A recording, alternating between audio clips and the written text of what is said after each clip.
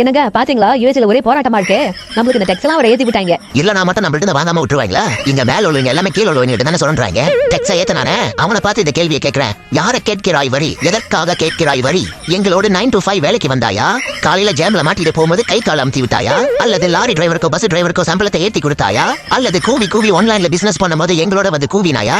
அல்லது கஷ்டத்தில் ரோட்டோரத்தில் ஒரு சிறிய கடையை போட்டு வியாபாரத்தை பார்க்கலாமே அதை வந்து உடைக்கும் போது எங்களோட வந்து குரல் கொடுத்தாயா? அல்லது நம்ம ஆளுக்கு கார் லோனோ வீட்டு லோனோ கொடுக்காத போது லோலோன்னு அலைய விட்டு நொங்கு எடுப்பார்களே அப்ப வந்து குரல் கொடுத்தாயா? அல்லது டிக்டாக்ல மாறி மாறி வீடியோ செஞ்சு சண்டை போடும்போது நீ வந்து தடுத்தாயா? தமிழ் மாணவர்கள் நல்ல கிரேட் எடுத்தும் யூனிவர்சிட்டியில இடம் கிடைக்கவில்லையே அதுக்கு வந்து குரல் கொடுத்தாயா?